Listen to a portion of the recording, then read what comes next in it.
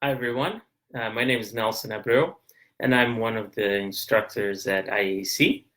I'm very happy to be here today just to answer your questions about balancing your energy or biofield, especially at a time like this. We're in an economic crisis, a health crisis, and it's natural that we might feel changes in our energy field and that we might have questions about how that happens and how we can reverse that.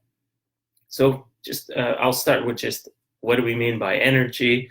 So without getting too technical, it's just that um, it's a construct that we use to talk about the sensations that we might feel in our body, that we might feel when we enter a space, when we interact with someone, that give us energy, that give us information about that interaction.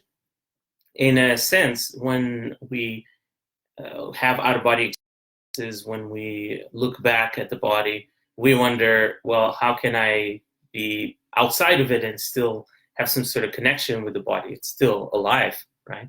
Or before we're born, how do we actually connect to that new body that's waiting for us?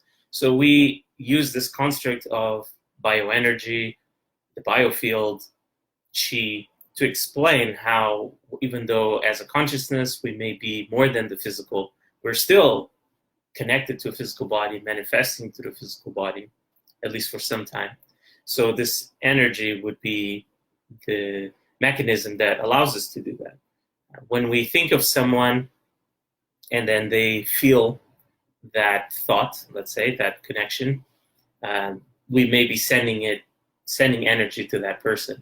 That's what they might be feeling, and which might prompt them to call you back and say, "Hey, were you just thinking of me?" Or, "Yeah, I just thought of you out of the blue, so I decided to call you." Right? So, energy is this kind of generic term. Maybe it's not the best term, but it's the term we have, right? Because we're still learning what is the nature of this thing we're calling energy. But without getting too lost in the weeds about the theoretical part, in a very practical sense, even people who might not think a lot about this subject, they have experiences. You know, they feel like I feel like my energy is low today. I feel less. I feel it's harder to concentrate. I feel it's harder to do my work. I have less motivation. Just hard to get up from bed, right? Or on the other hand, they might feel like they have more energy than usual, right? And they feel like they're in a flow state. So they might also feel like there's parts of their body that have less energy than others, and so on. So there have been throughout the ages many practices developed by different cultures to deal with this concept of energy, right? And I'm sure you've heard of many of them, even the ones that are still used in our contemporary days. And we have, for example, Qigong, Tai Chi, Rei, and we have, laying of the hands type techniques, remote healing. And a lot of these are even studied by the National Institutes of Health in the US, for example, where they haven't bought into the idea of energy altogether, but they use it as a model to study these alternative complementary kinds of therapies. Now, in your day-to-day life, I'm just wondering if, and feel free to use the chat, if you have noticed any changes in this period of COVID-19 health and economic crisis. Have you sensed any changes in the energy, in your own body, right? So I'll put that question out there. In the meantime, I'll talk about, what could be behind that. There's obviously, we have to always start with the obvious, with the physical.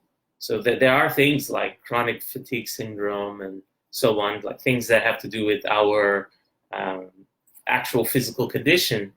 Some of those things could be hereditary. Some of them have to do with just how well we're sleeping, how well we're eating, how well we're resting.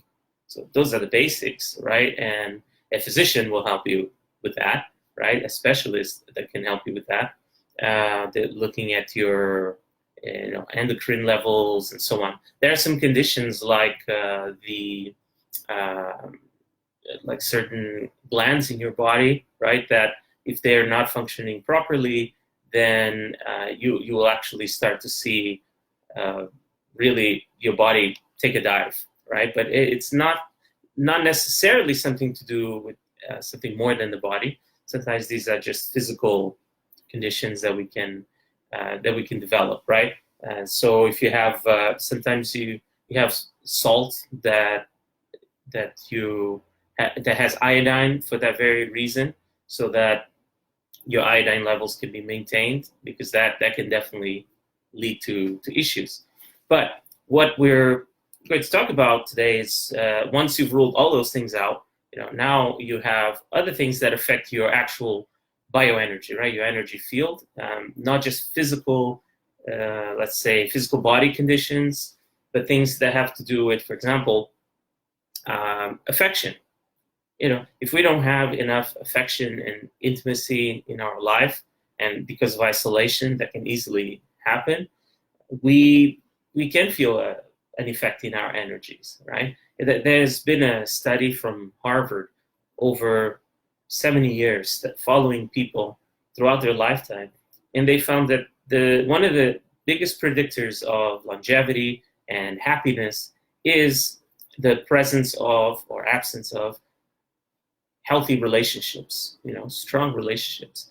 And the kinds of relationships, it could be, having a very strong, affectionate, intimate bond with someone, like a partner, but also, family, friends, a good relationship, a good environment at work. All those things can affect our energy levels. And also another thing is we need different kinds of energy. And if you happen to live in cities, as more and more people do, most people do nowadays on Earth, you will start to feel a lack of other kinds of energy, right? So as you can see, I'm trying to have some of that kind of energy by bringing in nature into my home, into my office as much as possible, going to the park. It's not quite the same, right, as being, living in a mountain, by the ocean, or in a forest, but it's something. So, and then also taking time off, not just to rest your body and your mind, but to go out and replenish your energy from time to time.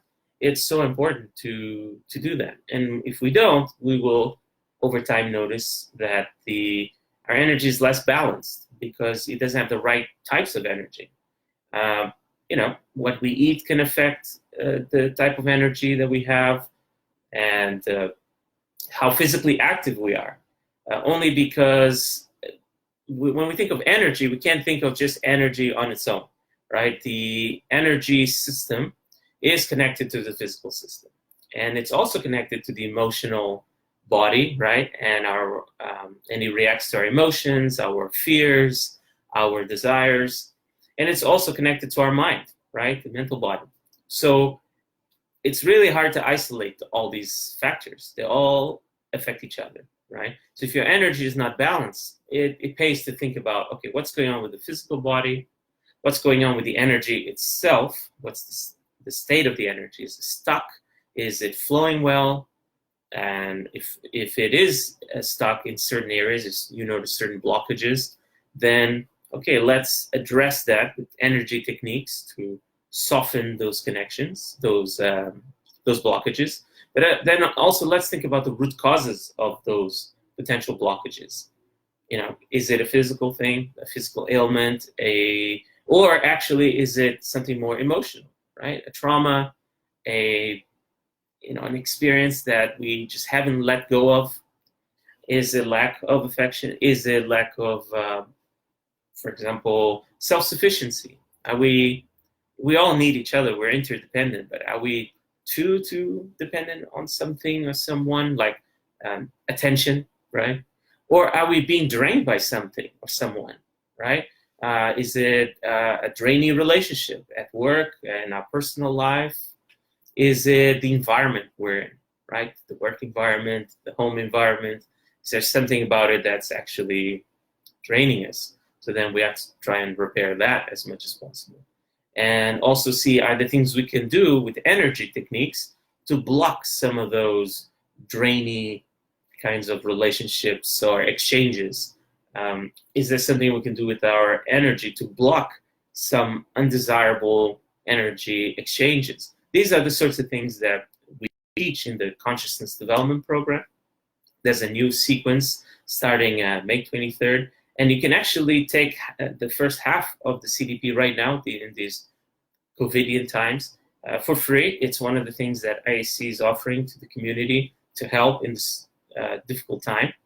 On our website, you can find out how, and here on our Facebook page, you can find out how to enjoy at least that first half for free. And then you can obviously continue taking those courses, the pre-recorded ones and the live online ones. And then, of course, we have activities in person too, throughout the world, especially in our campus, beautiful campus in Portugal. And, speaking of the campus in Portugal, what I think about the moment I step into a place like that, like southern Portugal, obviously I'd love to travel there right now, but with all the restrictions, it's not possible, at least physically. But the last time I went there, I remember, even though I've been there many times, was just looking at the sky and seeing all the stars, because there's very low light pollution, and you can see, the Milky Way essentially, and it really fills your body with something, right? Like with energy. You feel a sense of awe. So anything that can give you that sense of awe, and usually nature will do just that.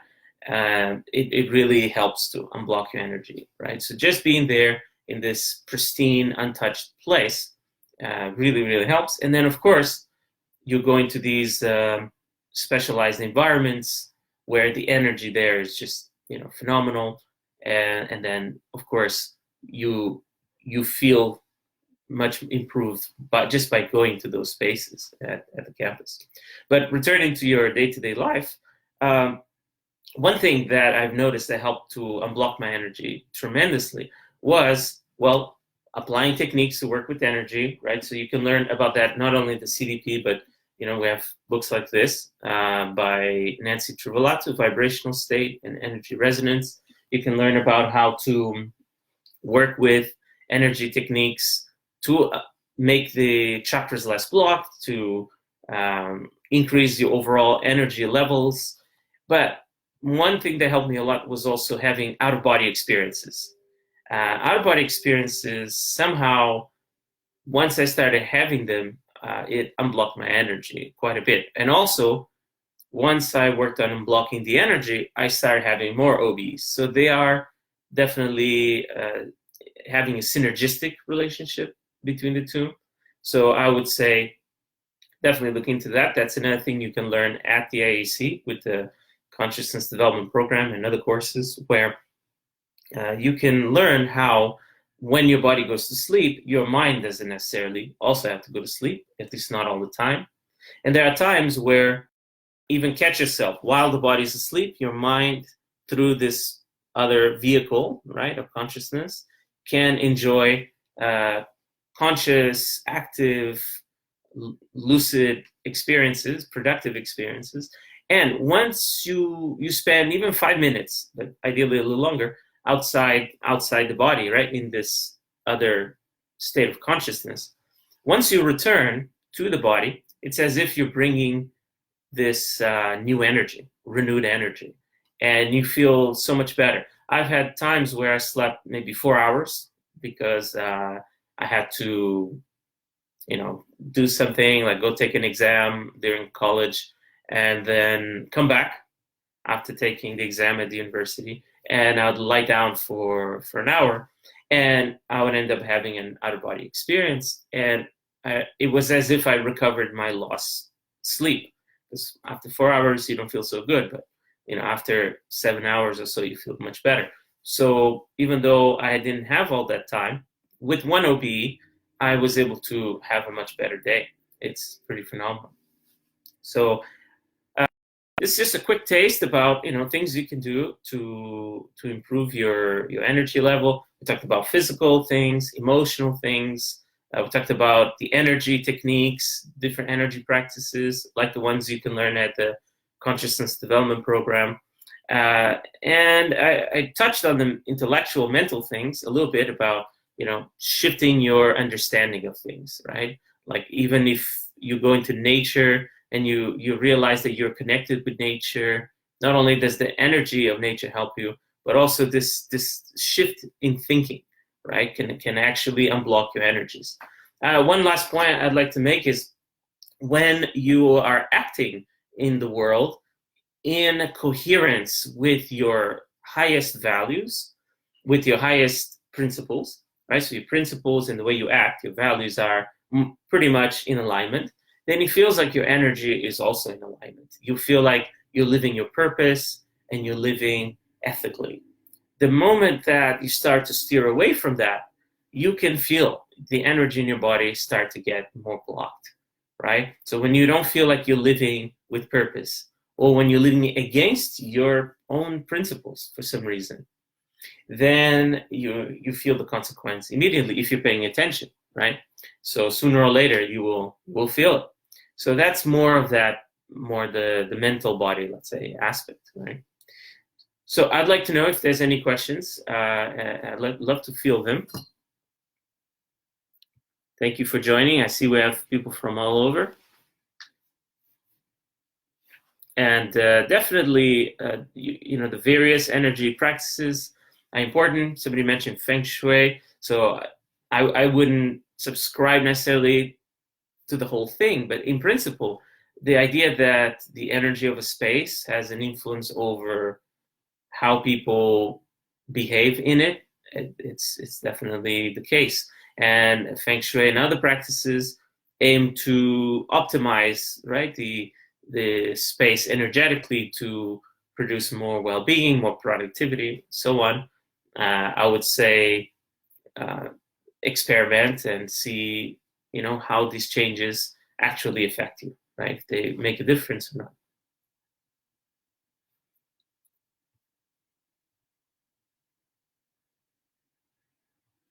All right. Well, if there are no more questions, then I would thank you for your attention, and I'd just like to invite you again to take the Consciousness Development Program. Right now, the pre-recorded portion of the CDP is available for free, half of it, right, parts 1 and 2, and it's a great value, great deal.